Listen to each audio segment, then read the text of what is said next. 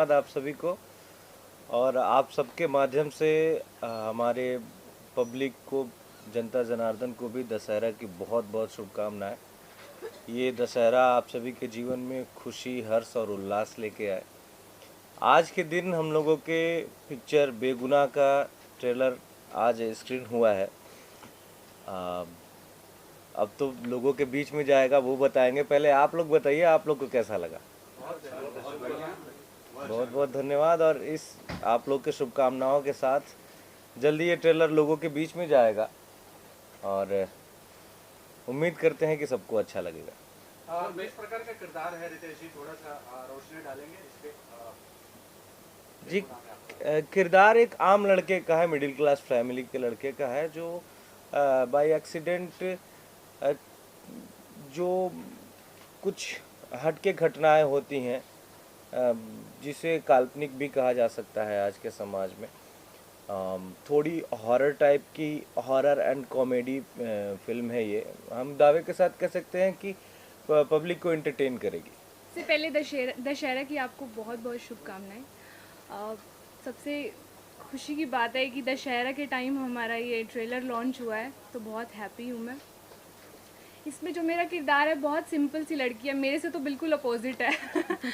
बहुत सिंपल है, बहुत प्यारी सी एक लड़की है जो पेरेंट्स नहीं है तो बहुत कुछ सरवाइव करती है। क्यूट सी लव स्टोरी है और एक्शन ड्रामा तो इस फिल्म में भूत है, तो बिल्कुल देखने को आपको मिलेगा ही। तो कैसा लगा आपको ट्रेलर? बहुत बढ़िया। चेतना जी से मैं जानना चाहूँगा, आप ये जानना चाहूँगा चेतना जी, ये जानना चाहूँगा कि आप बेसिकली साउथ की साइड, जैसा मैं समझ सकता हूँ। नहीं, साउथ से हमारी लेकिन ये फिल्म जो बेगुनाह बनी है, ये कहानी मतलब किस प्रकार आपने सोचा है कि ये फिल्म बनानी है नॉर्थ में? देखिए, ऐसे तो मेरा जन्म बिहार से है और मैं पंजाबी हूँ, नॉर्थ इंडियन। मेरी जो मित्र हैं वो साउथ इंडियन है, पर मेरा अभी काफ़ी लंबे समय से बैंगलोर से काफ़ी घनिष्ठ संबंध रहा है।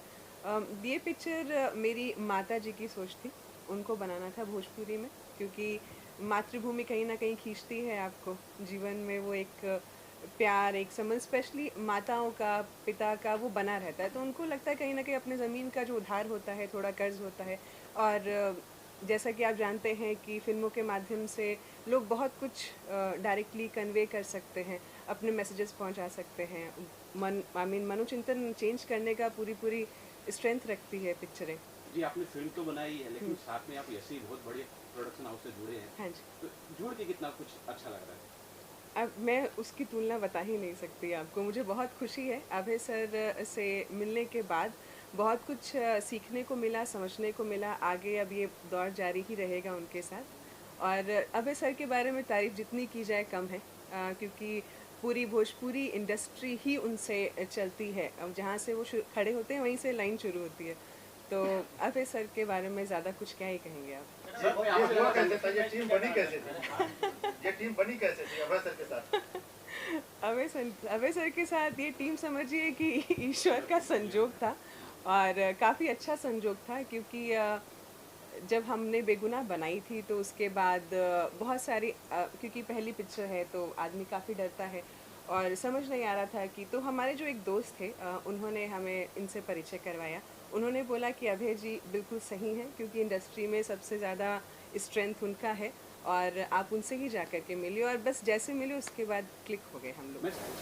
ये तो बिहार से बिलोंग करते हैं।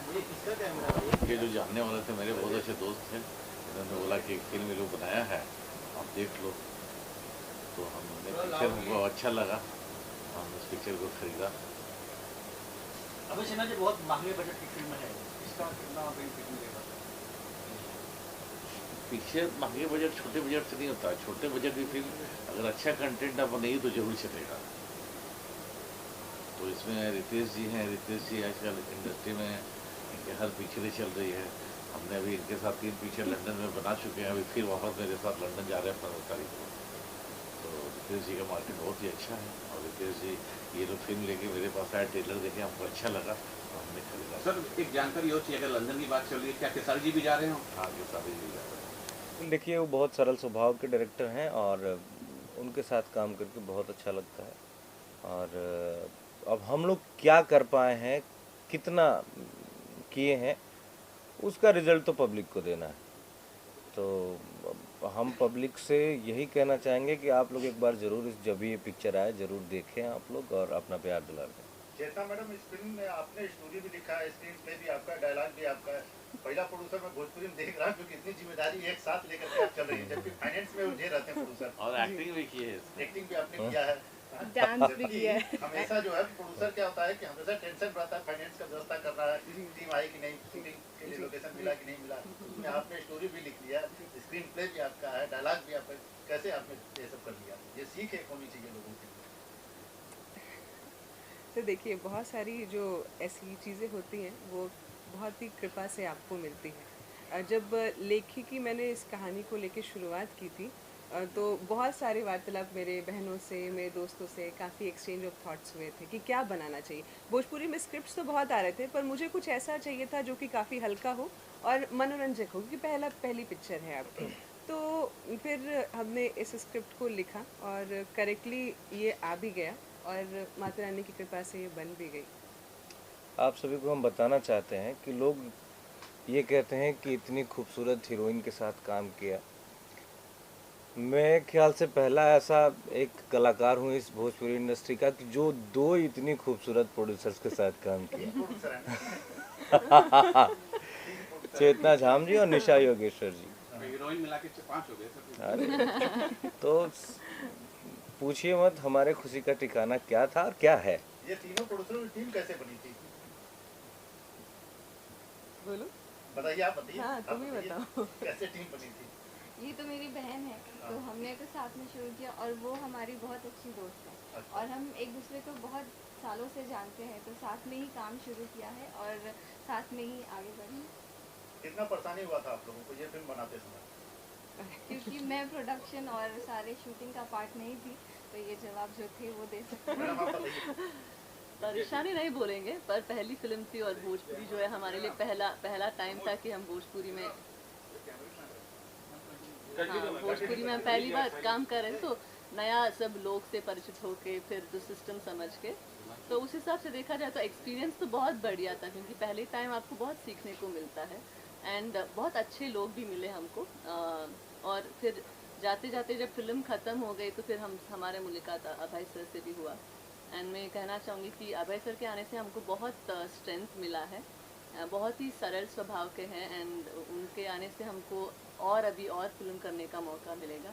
एंड अभय सर आपसे पूछना चाहिए, हम लोग अभी दूसरा फिल्म भी अभी हमारे साथ लंदन में ये 2 फिल्म ये लोग साथ में ही बना रही है। ये फिल्म कब रिलीज हो रही है? ये फिल्म अभी जैसे कंप्लीट हो जाए सारा एक बार। फिल्म तो कंप्लीट है अभी। हाँ जी,